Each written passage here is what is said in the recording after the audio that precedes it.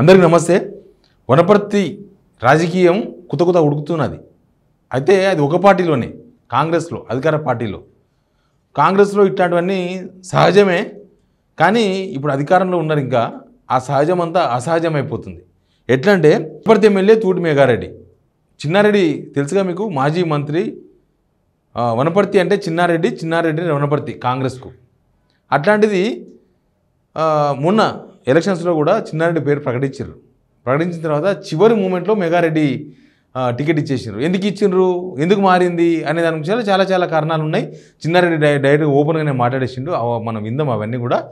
ఇక ఏమైంది అసలు, ఎందుకు గొడవ అంటే, మంత్రి తుమ్మల నాగేశ్వరరావు ముందల్నే మొన్న వనపర్తి కాన్స్టిట్యున్సీ పర్యటనకు పోయిండు. తుమ్మల నాగేశ్వరరావు బుద్ధారం అనే ఒక విలేజ్లో ఒక కార్యక్రమానికి పోయిండ్రు. ఆ కార్యక్రమంలో ఆయన ముందల్నే గొడవ.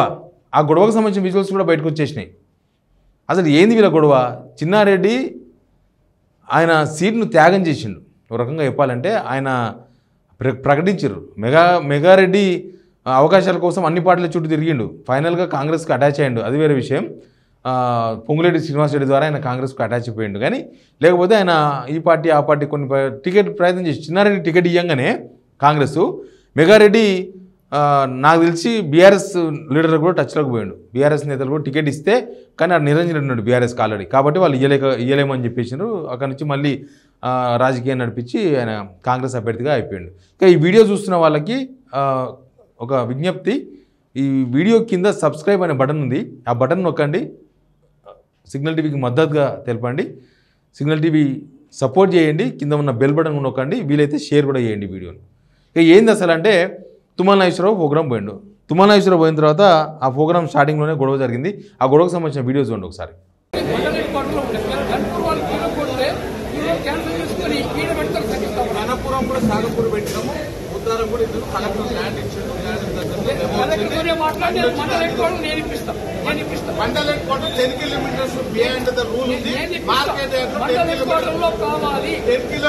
రాదు.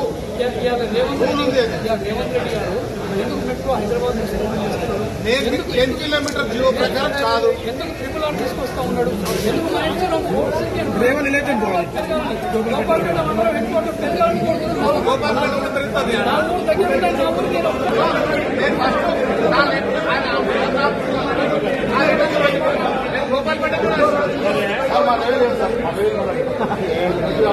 వీడియో చూసినారు కదా, ఇద్దరు వాగ్వాదం.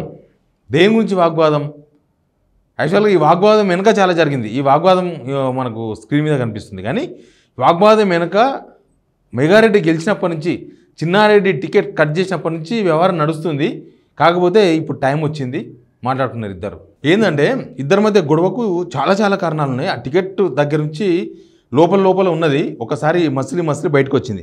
ఫస్ట్ ఏంటంటే, గోపాల్పేట మండలం పొలికేపాడు మంజూరైన వ్యవసాయ మార్కెట్ యార్డును బుద్ధారం కనికి తీసుకుపోయారు.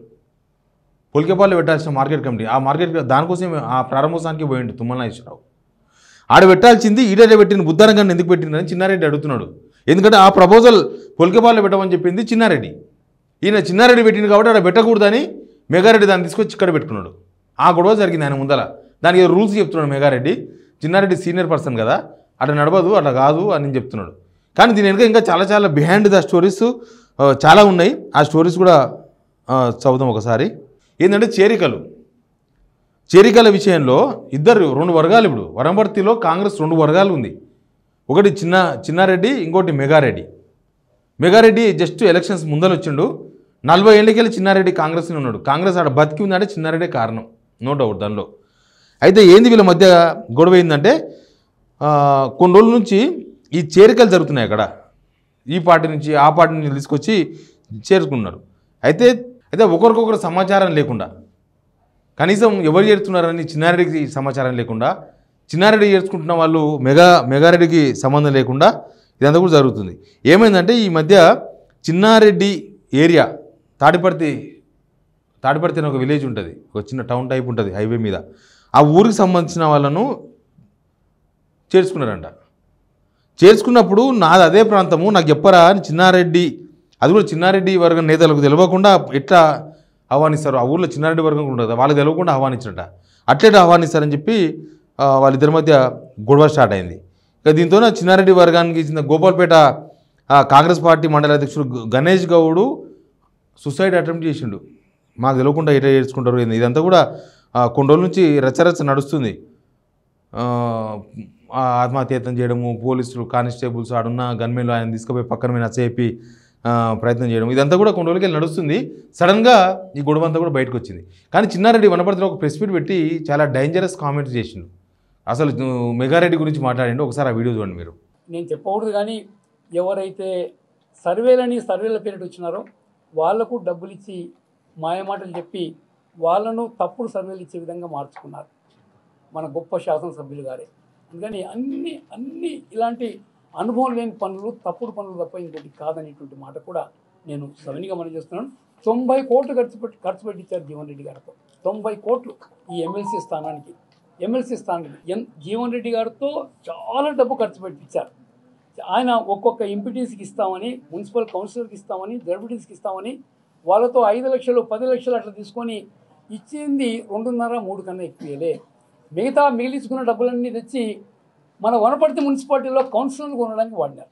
ఇదంటే మెగారెడ్డి డబ్బులతో వ్యవహారం నడిపిస్తున్నాడు అనేది చిన్నారెడ్డి ఆరోపణ. ఎప్పటి నుంచి టికెట్ల కన్నా ముందు సర్వే చేసారు. ఈ సర్వేలను కూడా తుబేల్ సర్వేలు అని తెలుసు అందరికీ. ఎవరైనా సునీల్ కనుగోలును కూడా వీళ్ళు మేనేజ్ చేసి పడేశారు. చాలా కాన్స్టిట్యున్సీలో ఎట్లా కాంగ్రెస్ గాలి వస్తుంది, అవతల ప్రభుత్వానికి తీవ్రమైన వ్యతిరేకత జనాలంతా మాట్లాడుతున్నారు కాబట్టి ఎవరు టికెట్ ఇచ్చినా గెలిచే పరిస్థితులు వచ్చినాయి. అప్పుడు ఏం చేసినంటే డబ్బులు వాళ్ళందరినీ రేవంత్ రెడ్డి హ్యాండిల్ చేసి పడేసిండు. ఇప్పుడు నాగర్కర్నూలులో రాజేష్ ఆయన కూడా అప్పుడే కాంగ్రెస్కి వచ్చిండు. వాళ్ళ నాన్న బీఆర్ఎస్ ఎమ్మెల్సీ ఇప్పటికి కూడా కూచకుల దామోదర్ రెడ్డి. సేమ్ మెగారెడ్డి కూడా డబ్బులు పెట్టి మేనేజ్ చేసిండు అని చిన్నారెడ్డి ఆరోపణ చేస్తున్నాడు.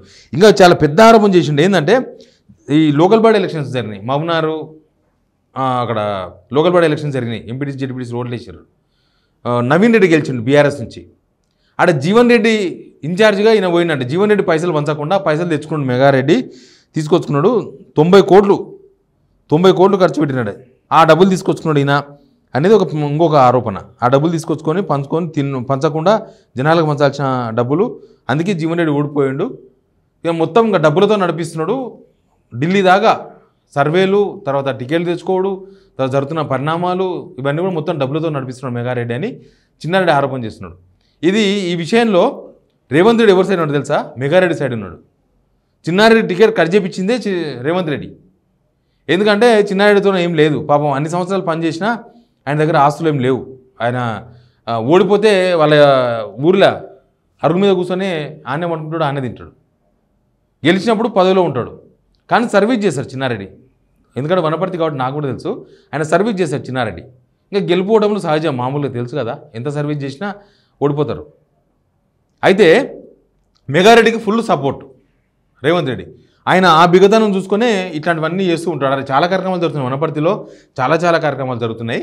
అటన్నింటినీ కూడా రేవంత్ రెడ్డి బిగతనం చూసుకుని ఇప్పుడు ఈ పంచాయతీ రేవంత్ రెడ్డి దగ్గర పోయినా కూడా చిన్నారెడ్డికి నష్టం. మెగారెడ్డిని వెనకేసుకొస్తాడు రేవంత్ రెడ్డి. ఎందుకంటే పైసలు ఉన్నాయి, డబ్బులు ఉన్నాయి, ప్లస్ పొంగులేటి మనిషి. పొంగులేటితో సబ్ కాంట్రాక్ట్ చేసేవాడు మెగారెడ్డి. పొంగులేటితో సబ్ కాంట్రాక్ట్ చేసే డబ్బులు సంపాదించుకున్నాడు. కానీ ఒరిజినల్ కాంగ్రెస్ కాదు, ఆ విషయం తెలుసు. అటువంటి వాళ్ళు చాలామంది ఉన్నారు. కాంగ్రెస్ కాని వాళ్ళు రేపు నాడు మళ్ళీ ఇంకొక పార్టీ అధికారంలోకి వస్తే ఆ పార్టీలకు జంప్ అయ్యే వాళ్ళు చాలామంది ఉన్నారు అనుకో, అది వేరే విషయం. రాజకీయాల్లో ఈ కప్పగంతులు అనేది కామన్ అయిపోయినాయి. బట్ ఈ వనపర్తి రాజకీయం ఎప్పుడైనా కూల్గా ఉండేది. ఎందుకంటే చిన్నారెడ్డి గెలిచేవాడు, రావుల చంద్రశేఖర్ రెడ్డి గెలిచేవాడు, ఒకసారి ఆయన గెలిచేవాడు, ఒకసారి ఈయన గెలిచేవాడు. పదురుకోనేం కాదు, కాకపోతే అట్లా అవకాశం వచ్చేది. ఒకసారి ఆయన, ఒకసారి ఈయన, తర్వాత నిరంజన్ రెడ్డి వచ్చి గెలిచిండు. ఇప్పుడు మెగారెడ్డి వచ్చిన తర్వాత వనపర్తిలో ఇట్లా ఈ రాజకీయం, చిల్లర రాజకీయం నడుస్తున్నది. అంతకుముందు లేకుండే. అంతకుముందు చాలా హుందా రాజకీయం వనపర్తిలో, ఎప్పుడు కాంట్రవర్సీ కాదు రాజకీయం. అంతా పెద్ద మనుషులు, రావుల చంద్రశేఖర్ రెడ్డి అయినా, చిన్నారెడ్డి అయినా, వీళ్ళంతా పెద్ద మనుషులు. నిరంజన్ రెడ్డి వచ్చిన తర్వాత కూడా ఏం గొడవలు లేవు, ప్రశాంతంగా నడిచిపోయేది. మెగారెడ్డి వచ్చిన తర్వాత ఇట్లాంటి గొడవలు, ఇట్లాంటి రాజకీయాలు అన్నీ కూడా తెర మీద తీసుకొచ్చేసి చేస్తున్నారు. ఎనీవే ఈ గొడవ నాకు తెలిసి టీకోఫ్లో తుఫానే. చిన్నారెడ్డి కాంప్రమైజ్ కావాల్సిందే తప్ప మెగారెడ్డి కాంప్రమైజ్ కాడు. చిన్నారెడ్డి కాంప్రమైజ్ కావాల్సిందే. ఆయనకి ఒక పదవి ఇచ్చారు ఇన్నే చిన్నారెడ్డికి. ప్రగతి భవన్లో కూర్చొని అందరూ వచ్చిన అప్లికేషన్ తీసుకోవాలి. ఇక ఆయన ఏదో ఒక పోస్ట్ అని చెప్పి తీసుకున్నాడు. అధికారంలో ఉన్నాడు, టికెట్ త్యాగం చేసిన చిన్నారెడ్డి టికెట్ ఇచ్చినా గెలిచేవాడే అప్పుడున్న పరిస్థితుల్లో ఆడ వనపర్తిలా. ఎందుకంటే గాలి వచ్చింది కాబట్టి. ఎనీవే వనపర్తి గొడవ చూద్దాం మనం ఇంకా ఎక్కడ దాకా పోతుందో. కొద్దిగా ఇంట్రెస్ట్గా నాకు అనిపిస్తుంది. Please subscribe signal TV.